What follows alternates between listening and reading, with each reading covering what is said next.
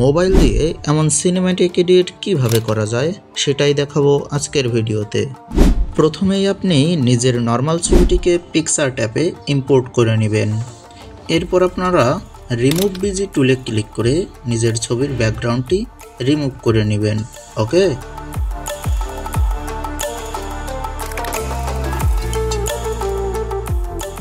ব্যাকগ্রাউন্ডটি remove হওয়ার পর চাইলে আপনি ছবির সাইজটাকে ছোট রাখতে পারেন অথবা বড় রাখতে পারেন। আমি আমার পছন্দ মতো ছবির সাইজটাকে ছোট করে নিচ্ছি। ছবিতে নতুন ব্যাকগ্রাউন্ড অ্যাড করার জন্য আপনারা সিম্পলি অ্যাড ফটোতে ক্লিক করবেন। অতঃপর আপনারা গ্যালারি থেকে নিজের পছন্দের একটি ব্যাকগ্রাউন্ড নিয়ে নেবেন। আপনারা চাইলে আমার ব্যবহার করা ব্যাকগ্রাউন্ডটিও ইউজ করতে পারেন। আমি ব্যাকগ্রাউন্ডের ডাউনলোড লিঙ্ক ডিসক্রিপশন বক্সে দিয়ে দিব। ব্যাকগ্রাউন্ড অ্যাড করার পর আপনি আপনার ছবি অনুযায়ী ব্যাকগ্রাউন্ডটির সাইজটিকে ছোট বড় করে কাস্টমাইজ করে নেবেন।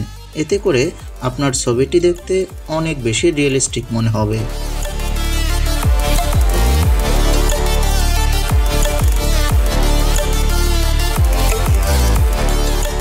এবার আমরা ছবিটিকে আরও রিয়েলিস্টিক করার জন্য স্টিকার অপশনে ক্লিক করে আমরা একটি শ্যাডো স্টিকার নিয়ে নিব এবং স্টিকারটি আমরা পায়ের নিচে বসিয়ে দিব, যাতে দেখতে অনেক বেশি রিয়েলিস্টিক মনে হয়। অলরাইট, আমাদের ছবির ব্যাকগ্রাউন্ড চেঞ্জ করা তো শেষ। এখন আমরা কালার গ্রেডিং করার জন্য ছবিটিকে নিয়ে যাব লাইটরুম অ্যাপসে।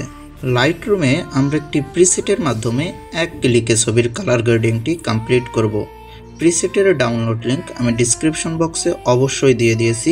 প্রিসেটটি লাইটরুম অ্যাপসে ইম্পোর্ট করে কপি করে জাস্ট পেস্ট করে দিবেন।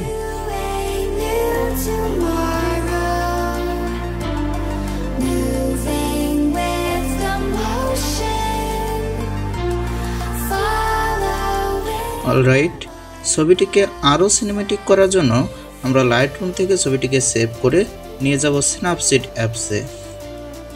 স্ন্যাপসিড অ্যাপসের প্রথমে আমরা টুলস আইকনে ক্লিক করব।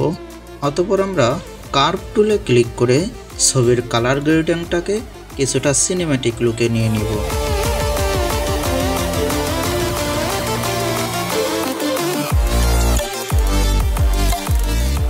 অলরাইট, এখন আমরা টিউন ইমেজে ক্লিক করব এবং অ্যাম্বিয়েন্সটাকে আমরা আমাদের পছন্দ মতো কমিয়ে নিব, যাতে করে আমাদের ছবিটা দেখতে একদম রিয়েলিস্টিক মনে হয়।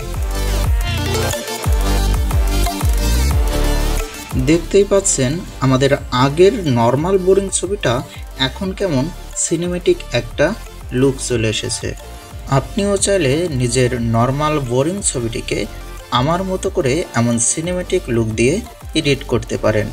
ভিডিওটি আপনাদের কাছে কেমন লাগলো অবশ্যই জানাবেন। ধন্যবাদ।